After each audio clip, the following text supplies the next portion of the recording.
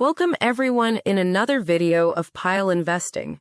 In today's topic, we'll be discussing some of the best smart strategies for growing your wealth. Followed correctly, these 9 strategies can help grow your wealth rapidly. Let's dive into it. Strategy number 1. When investing for long-term goals, you should consider reinvesting your earnings and giving your money time to grow. By using this strategy, you could compound your investment returns and accumulate a larger amount. How does the strategy work? This strategy approves 2 essential parts. 1. You need to reinvest the earnings you receive from your investment rather than spend the money on things. This enables you to convert your earnings to capital so you can earn even more money in the future. For example, if you invest $1 at 10% PA, you will earn $100 in the first year. If you then reinvest the earnings, in year 2, your investment will be worth $1,100 and your earnings will increase to $110, and so on. This simple investment principle is called compounding, and it can work effectively with a range of investments, including unit trusts. 2. To get the most out of compounding, you need to give your money time to grow. This could involve starting your investment as soon as possible and/or keep it going for as long as you can. Strategy number 2.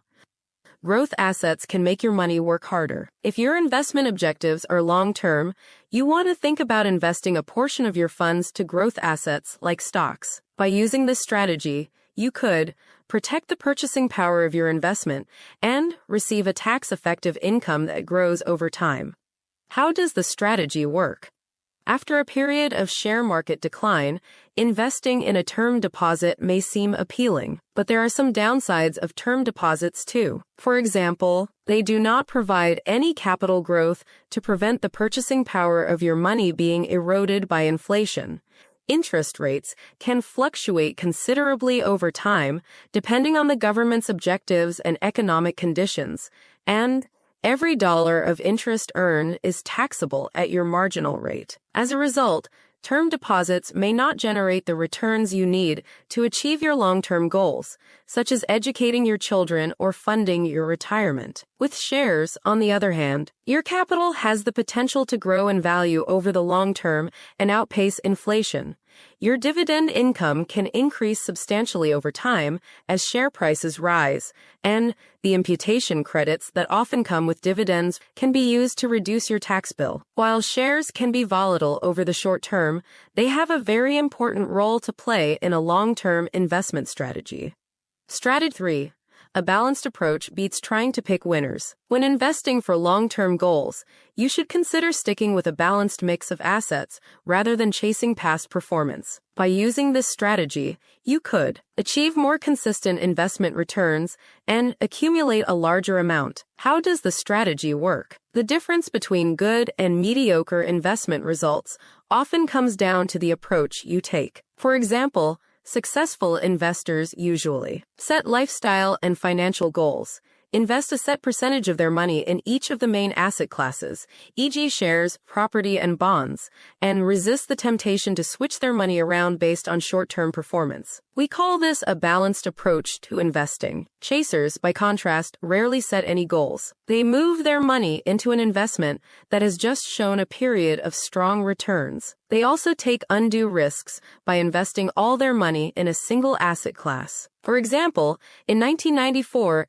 a chaser might have invested in Australian shares based on the strong returns in 1993, only to incur a loss of 8.7% over the next 12 months. Over time, we believe that a balanced approach is one of the keys to investment success. Strategy number 4.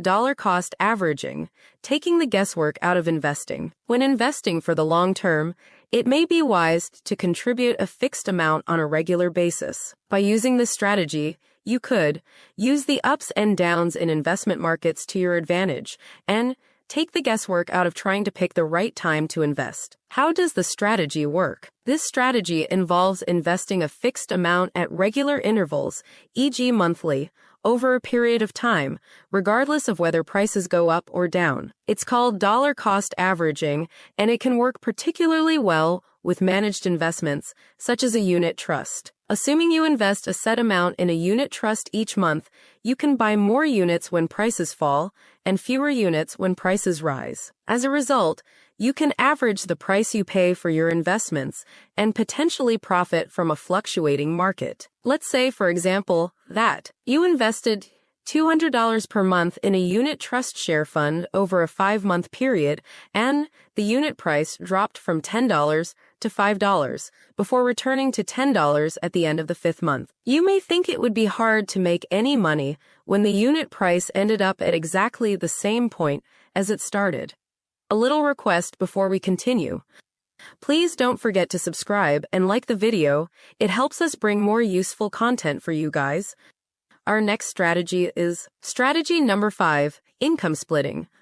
A simple way to save tax. When investing to achieve long-term goals, you may want to purchase assets in the name of your partner if they pay tax at a lower rate than you. By using this strategy, you could pay less tax on investment earnings and accumulate a larger amount as a family unit. How does the strategy work? It's no secret that tax can eat away at your investment returns. There is, however, a simple way to ensure you don't pay more tax than you have to. It's called income splitting, and it involves placing investment assets in the name of your partner or another family member. The advantage of this strategy is that the owner is required to pay tax on any income and capital gains from the investment. However, if you currently own the investments yourself, you could split income by 1. Transferring ownership of the investments to your partner, but be aware that capital gains tax, CGT, and stamp duty could be payable. 2. Investing the after-tax income from your investments in your partner's name. With both of these approaches, not only will your partner pay less tax on the income received from the investments, they will pay less CGT when it comes time to sell them. Strategy number 6. Invest tax effectively for your children. When investing in a unit trust for a child, it's important to consider whose name the investment should be held in. By getting the ownership decision right, you could pay less tax on investment earnings and accumulate a larger amount for your child. How does the strategy work? When putting money aside for a child, a unit trust can offer a number of advantages, including broad diversification and expert investment management. However, for contractual reasons, you generally can't invest in a unit trust in your child's name. As a result, you usually need to consider one of the following approaches. 1. A parent or grandparent can invest as trustee for a child-grandchild. In this situation, the income is taxed at a special rata, often referred to as children's taxi. The first $3,000 of non-employment income is tax-free, but amounts over this can be taxed as high as 45%. When the child reaches 18 and ceases to be a minor, the investment can be transferred into their own name and no capital gains tax, CGT, is payable. If they later decide to redeem the investment, CGT is payable at normal adult marginal tax rates. 2. A parent or grandparent can invest directly in his or her own name. In this scenario, all income and capital gains from the investment will be assessed against that person. To minimize tax, it's a good idea to choose an owner who pays tax at a lower marginal rate. See Strategy 5. However, CGT is potentially payable by the parent or grandparent if the investment is transferred to the child at a later date. The best approach will depend on a range of factors, including the amount invested and the income generated. See case study. Other, non-tax issues should also be considered, including who should have control over the investment decisions. Strategy number 7.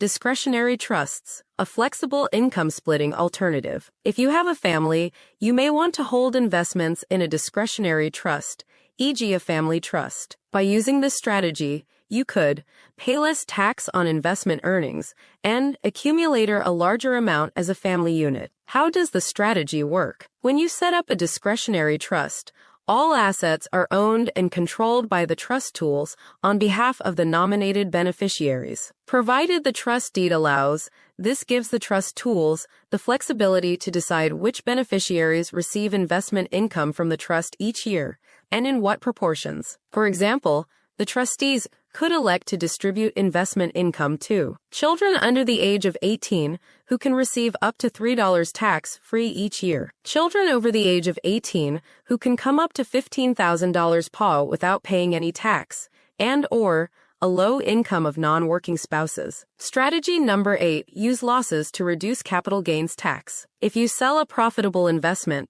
in the same financial year, you may want to sell a poorly performing investment that no longer suits your circumstances. By using this strategy, you could use the capital loss you incur to offset some or all of your capital gain and free up money for more suitable investment opportunities. How does the strategy work? Capital gains tax, OGT, is a tax on the growth in the value of an asset, generally payable when a gain is realized. This may occur, for example, when you make a profit on the sale of certain investments, such as directly owned shares or property, or units in a unit trust. You may also have to pay CGT if you invest via a unit trust, and the fund manager makes a gain when selling some of the underlying assets held on your behalf. In this scenario, the realized capital gains will usually be passed on to you as part of the final income distribution for the financial year. However, if you sell a poorly performing investment that no longer suits your circumstances in the same financial year,